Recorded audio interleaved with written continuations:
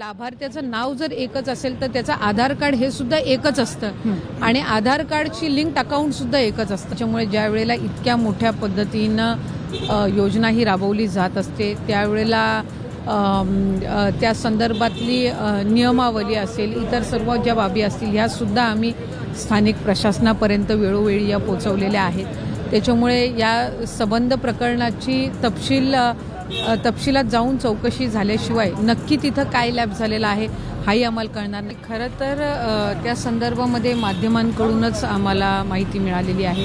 आम्ही विभागातील तिकडचे जे सगळे स्थानिक अधिकारी आहेत त्यांच्याकडे त्या संदर्भातील चौकशीचे आदेश दिलेले आहेत आणि साधारणपणे एका लाभार्थ्याचं एकच बँक अकाउंट असतं जे त्याला आधार सीडेड असतं.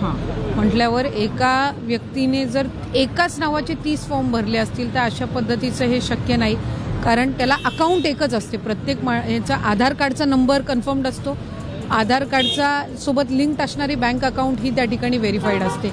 त्याच्यामुळे निश्चितपणाने त्यांनी वेगवेगळ्या नावांनी असे फॉर्म्स भरलेले आहेत का किंवा कशा पद्धतीनं त्यांनी वेगवेगळ्या आधार कार्ड्स घेऊन काही हे केलेलं आहे का, तर त्या संदर्भातले चौकशीचे आदेश दिलेले आहेत आणि अशा पद्धतीचा जर गैरप्रकार चौकशीनंतर जर समोर आला तर त्या संदर्भामध्ये योग्य ती कारवाई ही निश्चितपणाने घेण्यात येतात. त्याच्यामुळे त्या संदर्भामध्ये कुठल्या पद्धतीनं त्यांनी काय तिथं घोळ केलेला आहे किंवा कशा पद्धतीनं त्याचा गैरवापर केलेला आहे हे चौकशी केल्यानंतर त्या अहवालात त्या ठिकाणी आम्हाला उपलब्ध होईल आणि एकदा त्या संदर्भातला अहवाल आला की निश्चितपणाने ती जी कारवाई आहे त्या पर्टिक्युलर व्यक्तीवर ती सुद्धा केली जाईल.